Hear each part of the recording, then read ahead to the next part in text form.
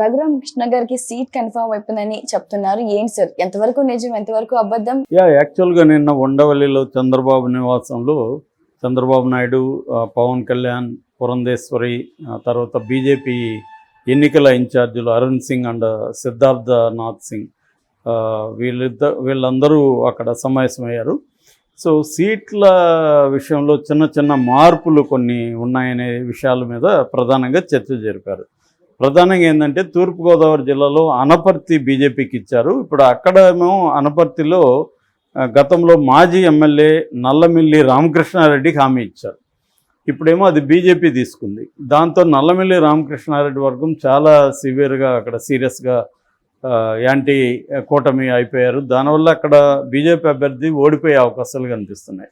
అందువల్ల ఆ సీటు నల్లమిల్లికే ఇస్తే నల్లమిల్లి గెలిచే అవకాశాలు ఉన్నాయి. సో దానికి బదులుగా వేరే సీట్ ఇస్తానని చంద్రబాబు ప్రపోజల్ పెట్టాడు. దాంతో బీజేపీ వాళ్ళేమో ఉంగుటూరు అడిగారు, ఉంగుటూరు ఇవ్వండి దీనికి బదులుగా. ఉంగుటూరు ఏమో ఆల్రెడీ జనసేనకి ఇచ్చారు. సో మళ్ళీ జనసేన నుంచి లాక్కొని ఇటు ఇవ్వడం అనేది ఇబ్బంది అవుతుంది. ఆల్రెడీ జనసేనలో అక్కడ గెలిచే అవకాశాలు ఉన్నాయి. కాబట్టి తంబళ్ళపల్లి ఇస్తాను అన్నమయ్య డిస్టిక్ అని చంద్రబాబు చెప్పాడు. దాన్ని వాళ్ళు కేంద్ర నాయకత్వంతో చర్చించి ఇస్తామన్నారు. ఎందుకంటే తంబళ్ళపల్లిలో బీజేపీ అభ్యర్థి గెలిచే అవకాశాలు తక్కువ ఉన్నాయనేది బీజేపీలో ఉన్న అభిప్రాయం. సో అదొక ఇష్యూ మేజర్గా. ఇక రెండవ ఇష్యూ ఏంటంటే రఘురామకృష్ణరాజుకు నర్సాపురమే ఫైనలైజ్ అయింది అనే ఒక వార్త వైరల్ అవుతుంది. ఇది ఎంత నిజం అనేది ఇంకా మనం కన్ఫర్మ్ అవ్వలేదు కాబట్టి మనం కన్ఫర్మ్ చేయలేము. కానీ నర్సాపురంనే పట్టుబడుతున్నాడు రఘురామకృష్ణరాజు చంద్రబాబు దగ్గర. ఎందుకంటే ఆయనకి కేంద్ర ప్రభుత్వంతో దగ్గర అనుబంధం ఉండాలంటే ఆయన పార్లమెంట్లో ఉంటేనే ఆయన మేనేజ్ ఎందుకంటే ఆయన వ్యాపారాలు దాదాపు 7 రాష్ట్రాల్లో ఉన్నాయి. ఆల్రెడీ సిబిఐ కేసులు ఉన్నాయి. అవన్నీ మేనేజ్ చేసుకోవాలి, వ్యాపారాలను అభివృద్ధి చేసుకోవాలంటే ఆయన కేంద్ర ప్రభుత్వంతో కానీ పార్లమెంట్లో మిగతా రాష్ట్రాల ముఖ్యమంత్రుల కానీ లేకపోతే ఆ పొలిటికల్ పార్టీలతో కానీ ఆయనకి సంబంధం ఉండాలి నిరంతరం. ఉంటే కానీ మేనేజ్ చేసుకోలేరు. అందుకని ఆయన ఇక్కడ అసెంబ్లీలో కూర్చుంటే ఆ ఇబ్బంది అవుతుంది. ఆయనకి జగన్ని డీల్ చేయడం ఎంత ఇంపార్టెంటో తన వ్యాపార ప్రయోజనాలను చూసుకోవడం కూడా అంత ఇంపార్టెంట్ కదా. అందుకని ఆయన అది కోరుకుంటున్నారు. సో అందువల్ల బిగినింగ్ నుంచి కూడా ఆయన ప్రెజర్ చేస్తున్నారు. కానీ చంద్రబాబు ఏమో ఆల్రెడీ నర్సాపురం బీజేపీ వాళ్ళకి ఇచ్చారు. వాళ్ళేమో పాపం ఆయన ఆర్ఎస్ఎస్లో పనిచేసి ఇప్పటి నుంచో భూపతిరాజు నరసింహ వర్మ ఆయన దాదాపు 2-3 దశాబ్దాల నుంచి బీజేపీలో పోరాడుతున్నాడు అని ఆయనకి ఇచ్చారు. ఇప్పుడు ఆయనకి తీసేసి ఈయనకి ఇస్తే మళ్ళీ బీజేపీలో వ్యతిరేకత బాగా బలంగా పెరుగుతుంది. అందుకని బీజేపీ ఒప్పుకోవట్లేదని చెప్తున్నారు. దానికని ఇప్పుడు కొత్త ప్రపోజల్ ఒకటి చంద్రబాబు గారు బీజేపీ వాళ్ళ ముందు ఉంచినట్టుగా తెలుస్తుంది. అదేంటంటే ఉండి నియోజకవర్గాన్ని నేను బీజేపీకి ఇస్తాను, దానికి బదులుగా మీరు నాకు నర్సాపురం ఇవ్వండి, నర్సాపురంలో ఈ శ్రీనివాస వర్మకి ఉండి ఇవ్వండి అనేది ఆయన ప్రపోజల్. సో దీనివల్ల ఒక ప్రాబ్లం ఏంటంటే బీజేపీ ఉండి తీసుకుంటే అక్కడ ఆల్రెడీ మంత్రి రామరాజు ఆయన సిట్టింగ్ ఎమ్మెల్యేకి సీట్ ఇచ్చారు. ఆల్రెడీ అక్కడ కలువపూడి శివ అలియాస్ రామరాజు ఆయన గొడవ చేస్తున్నాడు. సో ఇద్దరు రాజులు అక్కడ గొడవ చేస్తుంటే ఇప్పుడు మళ్ళీ శ్రీనివాసవరం 3వ రాజు అక్కడికి వెళ్తే వాళ్ళిద్దరూ ఈయన ఓడించే అవకాశం ఉంది. ఆ రకంగా తెలిసి ఓడిపోయే సీటు తీసుకోవడం ఎందుకనేది బీజేపీ వాళ్ళకున్న అవగాహన. కానీ మరి చంద్రబాబు నెగోషియేషన్ స్కిల్స్ మీద డిపెండ్ అయింది, ఎలా ఆయన ఒప్పిస్తాడు అని చెప్పి నర్సాపురంలో. ఎందుకంటే ఇంకొక వెర్షన్ కూడా ఏముందంటే చంద్రబాబుకు కూడా రఘురామకృష్ణరాజు అసెంబ్లీకి రావడం ఇష్టం లేదని, దానికి కారణం లోకేష్ అని కూడా అంటున్నారు.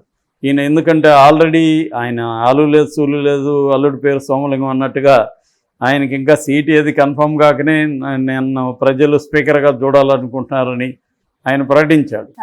రేపొద్దున ఆయన అసెంబ్లీకి ఉండి నుంచి గెలిచాడనుకో, అప్పటి నుంచి ఇంక చంద్రబాబుకి హెడేక్ స్టార్ట్ అవుతుంది. ఆయన ఏది కోరుకుంటాడో తెలియదు. ఆయన కోరుకోవడం కాకుండా ఇంకెవరికో అది ఇప్పించండి ఇది ఇప్పించండి అని మొదలు పెడతాడు. సో ఇదంతా భరించాలి. ఒకవేళ ఏమన్నా చేయకపోతే ఆయన మన మీద మళ్ళీ రచ్చబండ మొదలు పెడితే అదొక తలనొప్పి.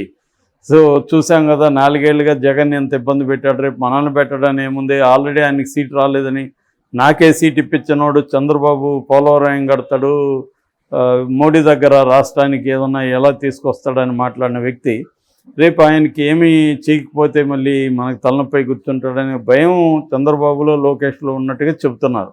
అందుకనే ఈయన్ని పార్లమెంట్ పంపించేస్తేనే బెటర్ ఏమో, అక్కడ పోయి ఏదో పని చేసుకుంటాడు అన్న అభిప్రాయం కూడా వాళ్ళలో ఉందని చెప్తున్నారు. అందుకనే చంద్రబాబు బీజేపీ వాళ్ళని బతిమాలో భంగపడు, అది మీరేంద్ర బాబు నేను మీకు వేరే ఇస్తానని చెప్తున్నట్టుగా తెలుస్తుంది. అయితే బీజేపీ వాళ్ళు ఇంకొక మెలిక కూడా పెట్టారు. మీరేమో పార్లమెంట్ తీసుకొని నాకు అసెంబ్లీ ఇస్తానంటే ఎలాగా?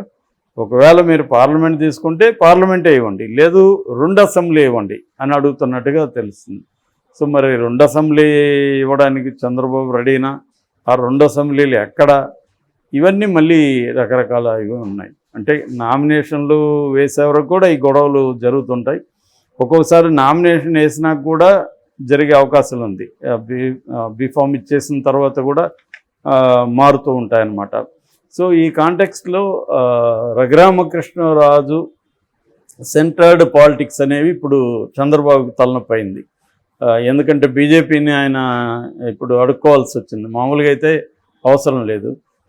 అదే ఇప్పుడు మన అనపర్తి అనుకో, ఆల్రెడీ అది క్లియర్గా ఉంది, ఇబ్బంది లేదు. అనపర్తి ఇచ్చి వీళ్ళు తమ్మలపల్లి ఆఫర్ చేశాడు, అది క్లియర్గా ఉంది. ఇప్పుడేమంటే నర్సాపూర్ అడిగితే మళ్ళీ ఈయన ఇంకొక లోక్సభ నియోజకవర్గం ఇవ్వాలి. అది ఇవ్వడానికి ఇప్పుడు కష్టం, ఎందుకంటే ఆల్రెడీ అనౌన్స్ చేశారు, వాళ్ళు సెటిల్ అయ్యారు, ప్రచారం చేసుకుంటున్నారు. సో ఈయనకి ఉన్నది ఏంటంటే కొన్ని కండిషన్లు పెడుతున్నాడు ఆయన. నాకు ఎక్కడన్నా ఇవ్వండి అని పైకి చెప్తున్నాడు, కానీ చంద్రబాబుతో మాత్రం నాకు నరసాపురం ఇవ్వండి, నేను నరసాపురంలో గెలిచి జగన్నికి చూపించాలి నేనంటే ఏంటో అనేది ఒకటి. కానీ అసలు ప్రయోజనం ఏంటంటే ఆయన పార్లమెంటుకి దగ్గరగా ఉంటే సెంట్రల్ గవర్నమెంట్కి దగ్గరగా ఉంటాడు. అట్లాగే సెంట్రల్ స్థాయిలో ఇతర ఎంపీలతో కానీ దాని ద్వారా ఇతర రాష్ట్రాల్లో ఉన్న పార్టీలతో కానీ ఆయన దగ్గరగా ఉంటాడు. అంటే ఎక్కువ మనం గమనిస్తే దేశవ్యాప్తంగా వ్యాపారాలు ఉన్నవాళ్ళు ఎంపీ సీటే కోరుకుంటాడు. ఇప్పుడు సుజనా చౌదరి కావచ్చు, సీఎం రమేష్, వీళ్ళందరూ ఎంపీ సీట్లు ఎందుకు కోరుకుంటారంటే ఢిల్లీలో ఉంటే వాళ్ళకి ఢిల్లీలో లాబింగ్ చేయడం ఈజీ అవుతుంది. ఇక్కడ లోకల్గా ఒక ఎమ్మెల్యే వెళ్ళి ఢిల్లీలో లాబింగ్ చేయడం వెరీ వెరీ డిఫికల్ట్. అక్కడ ఇంకో పార్లమెంట్లో రెగ్యులర్గా ఉంటారు, కలుస్తుంటారు. సో ఎవరికి ఏం కావాలి అవన్నీ తెలుస్తూ ఉంటాయి. సో ఎవరికి ఏం కావాలో అది ఇచ్చి మనకేం కావాలో తీసుకోవచ్చు అనమాట. ఇక్కడ ప్రాబ్లం పోయి ఢిల్లీలో కూర్చోవాలి, అక్కడ ఎవరు మాట వింటారు, ఇవన్నీ ప్రాబ్లమ్స్ ఉంటాయి. సో ఈ కాంటెక్స్ట్లో ఆయన కోరుకున్నది దొరుకుతుందా? రఘురామకృష్ణరాజు చంద్రబాబు చాణక్య చక్రం తిప్పగలుగుతారా ఇంతకుముందులాగా? అంటే చంద్రబాబు చక్రం తిప్పాడని మాట్లాడితే వాళ్ళ మీడియా రాస్తుంటుంది. మరి ఇప్పుడేమన్నా అలాంటి చక్రం తిప్పగలుగుతాడా? ఎందుకంటే బీజేపీలో ఇప్పుడు చక్రం తిప్పే పరిస్థితి లేదు. సో వాళ్ళు మరి దీన్ని ఒక ఆబ్లిగేషన్గా చంద్రబాబుకి అని ఇస్తారా? ఎందుకంటే లోకేష్ బీజేపీ తరఫున తమిళనాడులో కూడా పోయి ప్రచారం చేస్తున్నాడు అన్నామలైని గెలిపించడం కోసం, ఆ కోయంబత్తూరు ఏరియాలో తెలుగు వాళ్ళు ఎక్కువ ఉన్న చోట. సో అట్లాంటి ఒక గుడ్ జెస్చర్ ఇచ్చాడు కాబట్టి లోకేష్ కూడా దానికి బదులుగా కొద్దిగా కన్సిడర్ చేద్దామని వాళ్ళు ఏమని అనుకుంటారు. ఎందుకంటే వాళ్ళకి అక్కడ రఘురామకృష్ణరాజు గెలిచినా ఓడినా వాళ్ళకేం పెద్ద ఫరక్ ఏం లేదు బీజేపీకి. సో కాబట్టి అంటే జగన్కి ఇబ్బంది కావచ్చు, కానీ జగన్కి ఇబ్బంది అయితే బీజేపీకి ఇబ్బంది అవ్వాల్సిన అవసరం అన్నిసార్లు లేదు కదా. సో ఆ కాంటెక్స్లో చూసినప్పుడు చంద్రబాబు వ్యూహం ఎంతవరకు పనిచేస్తుంది,